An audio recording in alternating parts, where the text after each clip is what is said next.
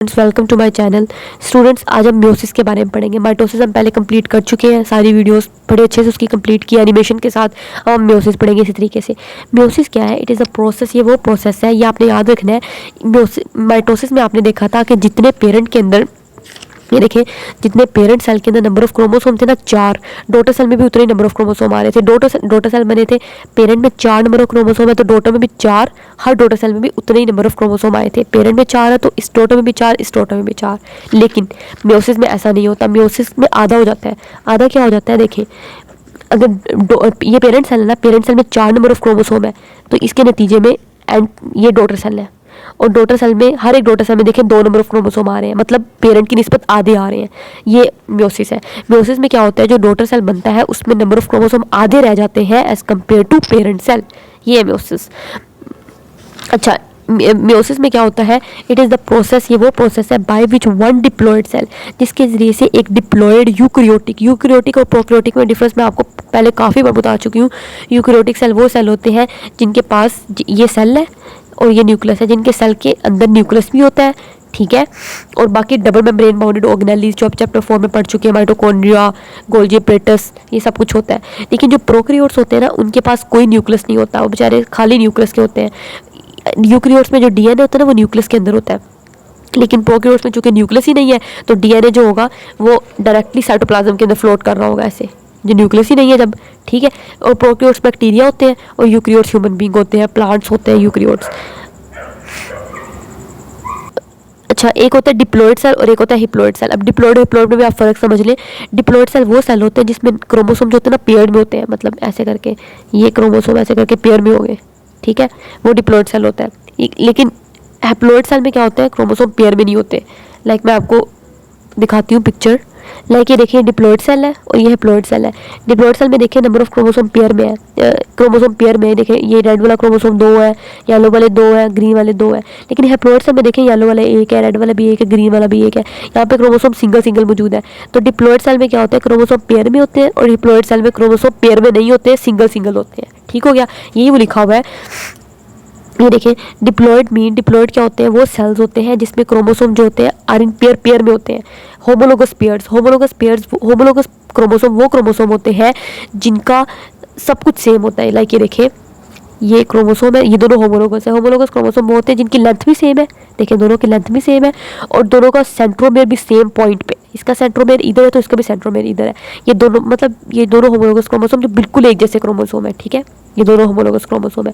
तो वो कह रहा है डिप्लॉयड वो सेल होता है जिसमें क्रोमोसोम जो होते हैं पेयर में थे। आपने देखा था ना, क्रोमोसोम पेयर में थे, और बिल्कुल ये देखिए क्रोमोसोम पेयर में है ये, और बिल्कुल दोनों क्रोमोसोम एक जैसे हैं, सेंट्रोमेयर भी सेम पॉइंट। ये देखिए, क्रोमोसोम दोनों बिल्कुल एक जैसे हैं, लेंथ भी सेम है दोनों की, और दोनों का सेंट्रोमेयर भी सेम पॉइंट पे है। तो ये दोनों होमोलोगस क्रोमोसोम है। तो डिप्लॉयड वो सेल होता है जिसमें सेल जो होते हैं, डिप्लॉयड का मतलब है वो cell in which chromosome are in pair, जिसमें क्रोमोसोम पेयर में है, होमोलोगस पेयर है। और हैप्लॉयड में क्या होता है? Cell with half number of chromosome, वो सेल जिसमें नंबर ऑफ क्रोमोसोम आधे होते हैं। आधे होने का मतलब है कि chromosomes are in not in the form of pair, chromosome pair की सूरत में नहीं होते, एक एक अकेला अकेला क्रोमोसोम फिर रहा होता है, वो हैप्लॉयड सेल होता है। म्योसिस का प्रोसेस क्या है? ये वो प्रोसेस है जिसमें डिप्लॉयड सेल से हैप्लॉयड सेल बनता है। ये देखिए, ये डिप्लॉयड सेल है, ये ऊपर, ये देखिए डिप्लॉयड सेल है। डिप्लॉयड सेल में क्या है? ये क्रोमोसोम पेयर में है, ये देखिए क्रोमोसोम पेयर में है, ठीक है, ये डिप्लॉयड सेल है। और लास्ट में हैप्लॉयड सेल बन रहे हैं। हैप्लॉयड सेल में क्रोमोसोम पेयर में नहीं है, ये लैदा अपना फिर है, अपना लैदा फिर है, ये अपना लैदा, ये अपना लैदा है, ठीक है। तो डिप्लॉयड सेल से हैप्लॉयड सेल बनने का जो प्रोसेस होता है, इसको म्योसिस कहते हैं। म्योसिस वो प्रोसेस है जिसमें डिप्लॉयड से हैप्लॉयड सेल बनता है, बस ये लिखा हुआ है। एक डिप्लॉयड यूकैरियोटिक सेल डिवाइड होता है और डिवाइड करके हैप्लॉयड सेल बनाता है। कितने हैप्लॉयड सेल बनाते हैं? 4। ये देखिए आपको नजर आ रहा है, एक डिप्लॉयड सेल है, ये डिवाइड हो रहा है, और डिवाइड करके लास्ट में 1 2 3 4 हैप्लॉयड डॉटर सेल्स ये बना रहा है। ठीक हो गया? ये म्योसिस का प्रोसेस है। वर्ड म्योसिस कहाँ से आया है? एक ग्रीक वर्ड म्योन से आया है लफ्ज़। म्योन का मतलब होता है मीनिंग स्मॉलर, चीज़ों को छोटा करना। तो इसमें भी छोटा ही हो रहा है।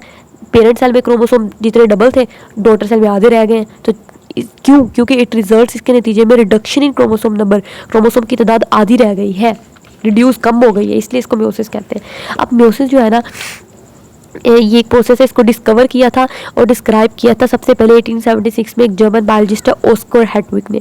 ठीक है, ये जो मायोसिस है ना, इसके जो देखो सबसे पहले हमेशा इंटरफेस होता है, जिस तरह के हमने स्टार्ट में पढ़ा था, बिल्कुल स्टार्ट में आपने पढ़ा था कि सेल साइकिल के 2 फेज होते हैं, इंटरफेस और माइटोटिक फेज। ठीक है, पहले इंटरफेस होता है, इंटरफेस में G1 phase, S phase, G2 phase. ये जो म्योसिस है ना, म्योसिस में भी ऐसे ही होगा, इंटरफेस होगा, इंटरफेस में G1 फेज होगा, S फेज होगा, G2 फेज होगा, और उसके बाद माइटोटिक की बजाय म्योसिस फेज आ जाएगा। वहाँ पे तो माइटोसिस थी ना, तो माइटोसिस फेज था, यहाँ पे म्योसिस है तो म्योसिस फेज आ जाएगा। ठीक है, बस ये फ़र्क है। ये देखें यहाँ पे भी पहले इंटरफेस होगा, पहले हमेशा इंटरफेस ही होता है। इंटरफेस उसी तरीके से 3 फेसेस में डिवाइड हुआ है, G1 फेस है, S फेस है, G2 फेस है। ठीक है, फिर इंटरफेस के बाद हमारे पास M फेस आ जाएगा, और M फेस में अब म्योसिस फेस है। और म्योसिस भी 2 तरह की होती है, म्योसिस 1, म्योसिस 2। यानी कि वो ये कह रहा है इसमें क्या होगा, पहले इंटरफेस आएगा हमेशा। इंटरफेस में आपको पता है क्या क्या होता है, G1 फेस होता है, S फेस होता है, G2 फेस होता है। इंटरफेस पहले, इंटरफेस के बाद फिर हमारे पास क्या आएगा, M फेस आएगा। M फेस म्योसिस फेस है। ठीक है, म्योसिस, और म्योसिस भी 2 तरह की है, M1 म्योसिस और M2 म्योसिस, ये उन्होंने बताया हुआ है। ठीक, पहले हम M1 म्योसिस की बात करेंगे। ठीक, म्योसिस 1 में क्या होता है, ये देखिए म्योसिस 1, हम ये म्योसिस 1 पढ़ लेंगे। इंटरफेस बिल्कुल उसी तरह जिस तरह माइटोसिस का इंटरफेस था ना, ये वाला बिल्कुल वही। ये देखिए, ये वही G1 फेस होगा, वही S फेस होगा, और वही G2 फेस होगा, सब कुछ वही है। ठीक है, तो हमें यहाँ पे दोबारा वो चीज़ें पढ़ने की ज़रूरत नहीं है, हम यहाँ पे सिर्फ म्योसिस फेस पढ़ेंगे। म्योसिस का भी M1 अलहदा पढ़ेंगे, M2 अलहदा पढ़ेंगे। ये देखिए, ये सारा म्योसिस 1 है, म्योसिस 1 यहाँ तक है, और फिर म्योसिस 2 स्टार्ट हो जाएगा। ठीक है, पहला म्योसिस 1 पढ़ते हैं। म्योसिस 1 जिस तरह हमने पीछे पढ़ा था ना माइटोसिस में, प्रोफेस, मेटाफेस, एनाफेस, टीलोफेस, इसी तरीके से म्योसिस में भी वही है, प्रोफेस, मेटाफेस, एनाफेस, टीलोफेस। ठीक है, क्योंकि ये म्योसिस 1 है तो इसका होगा प्रोफेस 1, मेटाफेस 1, एनाफेस 1, टीलोफेस 1। फिर म्योसिस 2 पढ़ेंगे तो उसका प्रोफेस 2, मेटाफेस 2, एनाफेस 2, टीलोफेस 2 होगा। अच्छा, अब हम ना म्योसिस 1 पढ़ते हैं। म्योसिस 1 में वो कहता है कि homologous chromosome in a diploid cell separate and so two haploid daughter cell are produced। ये देखिए, ये हमारे पास डिप्लॉइड सेल था, ये म्योसिस 1 यहाँ से लेके यहाँ तक, ये पूरा पेज आपको म्योसिस 1 का मिलेगा। ठीक है, ये वाला जो पूरा पेज है ना, ये आपको म्योसिस 1 का मिलेगा, और ये जो अगले वाला पूरा पेज है म्योसिस 2 का है। तो आज हम म्योसिस 1 पढ़ेंगे। म्योसिस 1 में वो क्या कह रहा है, क्या होता है, the homologous chromosome in a diploid cell.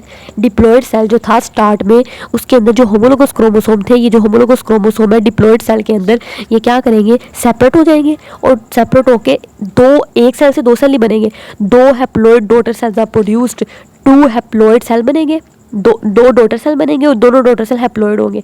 Diploid देखो, ये जो डॉटर सेल है इसमें 4 क्रोमोसोम है, और ये जो डॉटर सेल ये जो पेरेंट सेल है इसमें 4 क्रोमोसोम है, और ये जो डॉटर सेल है इसमें 2 क्रोमोसोम है। तो 4 का आधा हो गया ना 2, तो आधे नंबर ऑफ क्रोमोसोम इसमें रह गए ना, इसलिए इसको हिप्लॉइड सेल कहते हैं। ठीक है, डिप्लॉइड सेल में 4 क्रोमोसोम डबल होते हैं, और हिप्लॉइड सेल में उसके क्रोमोसोम आधे होते हैं।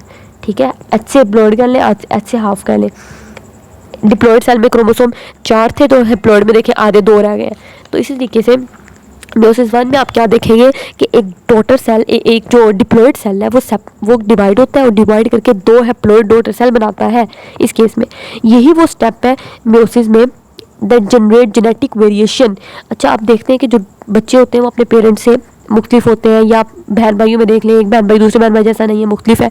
तो ये जो जेनेटिक वेरिएशन आ रही होती है ना, मतलब एक बहन भाई दूसरे बहन भाई से क्यों मुख्तलिफ होता है, वो इस म्योसिस 1 की वजह से ही हो रहा होता है सब कुछ, और म्योसिस 1 में भी खास तौर पर प्रोफेस 1 की वजह से सब कुछ हो रहा होता है। ठीक है, वो ये कह रहा है। म्योसिस 1 के भी 2 स्टेप्स होते हैं, जिससे आपने पढ़ा था ना माइटोसिस थी, माइटोसिस के 2 स्टेप थे, कैरियोकाइनेसिस, साइटोकाइनेसिस। इसी तरीके से म्योसिस में म्योसिस 1 के भी 2 स्टेप है, और म्योसिस 2 के भी 2 स्टेप है, कैरियोकाइनेसिस, साइटोकाइनेसिस, कैरियोकाइनेसिस, साइटोकाइनेसिस। ठीक है, अच्छा, पहले हम कैरियोकाइनेसिस पढ़ेंगे। कैरियोकाइनेसिस में क्या होता है, वही प्रोफेस 1 होता है, मेटाफेस 1, एनाफेस 1, टीलोफेस 1। कैरियो के बाद हम साइटोकाइनेसिस पढ़ लेंगे। ठीक है, सही, ये सारी कैरियोकाइनेसिस हम पढ़ रहे हैं। अब हम कैरियोकाइनेसिस स्टार्ट करते हैं। कैरियोकाइनेसिस में पहले आता है प्रोफेस 1। ठीक, प्रोफेस 1 में ध्यान से देखिए, यही तो म्योसिस में लॉन्गेस्ट फेस है, सबसे लंबा फेस। इसमें क्या होता है, इस फेस में कुछ भी नहीं होगा। सबसे पहले क्रोमेटिन कंडेंस करता है, आपको पता है क्रोमोसोम में सबसे पहले हमेशा क्रोमेटिन मटेरियल कंडेंस करेगा ताकि क्रोमोसोम बने, हमेशा। ये तो हम पहले भी देख के आए, देखें क्रोमेटिन मटेरियल है, ये कंडेंस करके क्रोमोसोम में कन्वर्ट हो जाएगा। ठीक हो गया। अब क्या होगा, ये जो होमोलोगस क्रोमोसोम होंगे ना, ये क्रोमोसोम इसके जैसा था, ये क्रोमोसोम इसके जैसा, ये इसके जैसा था। ठीक है, ये देखिए ये छोटा है, ये भी छोटा है, ये बड़ा है, ये भी बड़ा है। तो ये दोनों क्रोमोसोम एक जैसे थे, दोनों एक जैसे थे। ये कहेंगे चलो हम ना हम है ही एक जैसे, चलो हम दोस्त बन जाते हैं ये और मिल जाते हैं, ये इसके साथ जाके मिल जाएगा, ये इसके साथ मिल जाएगा। ठीक हो गया। तो होमोलोगस क्रोमोसोम की ये जो क्रोमोसोम्स है, ये जो होमोलोगस क्रोमोसोम थे वो पेयर अप हो गए। पेयरिंग आपको नजर आ रही है ना, ये देखिए पेयरिंग अप हो गई। ठीक हो गया। वही कह रहा है होमोलोगस क्रोमोसोम, पहले तो क्या हुआ, क्रोमेटिन कंडेंस करके क्रोमोसोम बना, फिर क्या हुआ, जो क्रोमोसोम बने इन्होंने देखा कि वो क्रोमोसोम भी मेरे जैसा है, मैं उसके साथ जाके मिल जाता हूँ। ये होमोलोगस क्रोमोसोम लाइन अप कर जाएंगे विद ईच अदर, एक दूसरे के साथ, एंड फॉर्म पेयर्स, और पेयर बना देंगे। ये जो पेयरिंग का प्रोसेस है इसको कहते हैं साइनेप्सिस। ठीक है, ये देखिए ये आपको नजर आ रहा है, ये एक होमोलोगस क्रोमोसोम है ब्राउन वाला, और ब्लू वाला दूसरा होमोलोगस क्रोमोसोम है। ठीक है, ये देखिए ये दोनों क्रोमोसोम होमोलोगस क्रोमोसोम क्यों है, क्योंकि इनकी लेंथ इक्वल है, इसकी भी लेंथ इतनी है, इसकी भी लेंथ इतनी है, इसका सेंट्रोमेयर इधर है तो इसका सेंट्रोमेयर भी इधर है, इसलिए इन दोनों को होमोलोगस क्रोमोसोम कह रहे हैं। ठीक है, अब ये देखिए ये जो दोनों क्रोमोसोम है, इन्होंने क्या किया, पेयर अप हो गए। ये कहते हैं, ये क्रोमोसोम कहता है तुम मेरे जैसे, मेरे जितने दिख रहे हो, और सेंट्रोमेयर भी हमारा एक पॉइंट पे, हम क्यों ना मिल जाए। तो ये देखो दोनों पेयर अप हो गए। ये जो पेयरिंग अप का प्रोसेस है ना, इसी को साइनेप्सिस कहते हैं। ये साइनेप्सिस हुई है। ठीक है, सही हो गया। अब each pair of homologous chromosome is called bivalent. ये पूरा जो पेयर है ना, इसी को बाइवेलेंट कहते हैं। बाई मीन्स टू, टू ये दो ही है ना, एक ये होमोलोगस क्रोमोसोम है और एक ये होमोलोगस क्रोमोसोम है, तो दो इसमें, इस पेयर के अंदर दो ही चीज़ें मौजूद है, इसलिए इसको बाइवेलेंट कहेंगे। ईच पेयर, ये जो पेयर ऑफ होमोलोगस क्रोमोसोम है, इसको कहेंगे बाइवेलेंट। अब क्या होगा, ये देखो ये पूरा एक बाइवेलेंट आपको नजर आ रहा है। इस बाइवेलेंट में देखो ये एक क्रोमोसोम था और ये दूसरा क्रोमोसोम है। हम पहले क्रोमोसोम के बारे में पढ़ चुके हैं, क्रोमोसोम का कैसा स्ट्रक्चर होता है, ऐसा होता है क्रोमोसोम का स्ट्रक्चर ना। एक ये सिस्टर क्रोमेटिड होता है और एक ये वाला सिस्टर क्रोमेटिड होता है। दो क्रोमेटिड होते हैं ना, ये दोनों क्रोमेटिड चूंकि एक ही क्रोमोसोम के, इसलिए इन दोनों को कहते हैं दोनों सिस्टर क्रोमेटिड है। ठीक हो गया, सिस्टर क्रोमेटिड है। ठीक, अभी एक और क्रोमोसोम है, उस क्रोमोसोम का भी एक क्रोमेटिड और ये दूसरा क्रोमेटिड। ठीक, लेकिन ये दोनों भी आपस में सिस्टर बहने हैं, सिस्टर क्रोमेटिड है, लेकिन ये और ये आपस में बहने नहीं है, तो इन दोनों को आपस में कहेंगे ये दोनों जो है ना, ये नॉन सिस्टर है, ये बहने नहीं है आपस में, नॉन सिस्टर क्रोमेटिड है। ठीक है, नॉन सिस्टर क्रोमेटिड है। अच्छा, अब मैंने आपको सिस्टर नॉन सिस्टर का बता दिया। ये कह रहा है कि हर बाइवेलेंट के अंदर 4 क्रोमेटिड्स है। देखिए 1 2 3 4 क्रोमेटिड नजर आ रहे हैं ना, 4 मतलब टेट्रा, टेट्रा मीन 4, इसलिए इसको टेट्राइड भी कहते हैं। इस पूरे को आप बाइवेलेंट भी कह सकते हो, इस पूरे को आप टेट्राइड भी कह सकते हो। ठीक है, टेट्राइड क्यों, क्योंकि 4 क्रोमेटिड है। अब पहले हमने इनके नाम दे दिया, अब नाम देने के बाद क्या होगा, ये दोनों ये कहेगा कि हम दोनों कुछ पॉइंट पे मिल जाते हैं। ये दोनों देखो, ये इस पॉइंट पे मिलना, इन दोनों ने पहले ये दोनों बिल्कुल सीधे सीधे क्रोमोसोम थे, ऐसे जिस तरह ये ना, ये एक लैदा क्रोमोसोम था, ये लैदा था, पास एक दूसरे के पड़े हुए थे, लेकिन उन्होंने कहा चलो हम दोनों दोस्ती कर लेते हैं, 2 पॉइंट्स दोस्ती कर लेते हैं। ठीक है, इसने इसके साथ इस पॉइंट पे दोस्ती कर ली, इसने इसके साथ इस पॉइंट पे दोस्ती कर ली। ये जो पॉइंट ऑफ कॉन्टैक्ट है ना, ये इसको कहते हैं क्याज़मेटा। ठीक है, ये देखिए द 2 नॉन सिस्टर क्रोमेटिड, ये जो नॉन सिस्टर क्रोमेटिड थे, ये दोनों तो आपस में सिस्टर है, ये दोनों में सिस्टर है, लेकिन ये और ये दोनों तो नॉन सिस्टर है ना, ये ब्लू वाला और ब्राउन वाला, ये दोनों तो आपस में एक दूसरे के कुछ नहीं लगते, ये दोनों नॉन सिस्टर है। तो ये जो नॉन सिस्टर क्रोमेटिड थे, दोनों होमोलोगस क्रोमोसोम के, ये क्या हुए, ज्वाइन ईच अदर, एक दूसरे के साथ मिल गए। कहाँ पे मिल गए, at certain points along there length, अपनी लेंथ के अलोंग कुछ पॉइंट्स पे, एक इस पॉइंट पे और एक इस पॉइंट पे मिल गए। ये जो पॉइंट ऑफ कॉन्टैक्ट है ना, ये जो पॉइंट ऑफ अटैचमेंट है, ये पॉइंट ऑफ अटैचमेंट है, ये जहाँ पे अटैच हुए हुए हैं, ये पॉइंट ऑफ अटैचमेंट है, इसको कहते हैं क्याज़मेटा। ये क्याज़मेटा, ये क्याज़मेटा, ये देखिए ये क्याज़मेटा दिखा रहे हैं, ये क्याज़मेटा, ये क्याज़मेटा, क्योंकि ये दोनों इस पे मिले हुए, इस पॉइंट पे मिले हुए हैं। ठीक हो गया। फिर क्या हुआ, इन्होंने कहा चलो तुम्हारा कुछ हिस्सा मेरे साथ मिल गया, मेरा तुम्हारे साथ मिल गया, तुम मुझे अपना थोड़ा पार्ट दे दो, मैं तुम्हें अपना थोड़ा पार्ट दे देता हूँ। देखो ब्लू वाले ने कहा ब्राउन वाले को मैं तुम्हें अपना थोड़ा पार्ट दे देता हूँ, और ब्राउन वाले ने कहा मैं तुम्हें दे देता हूँ। अगले स्टेप में देखो इन्होंने दे दिया, ये पूरा ब्लू वाला था, लेकिन ब्लू वाले ने अपना थोड़ा सा पार्ट इसको दे दिया, और इसके पास ब्राउन वाला आ गया।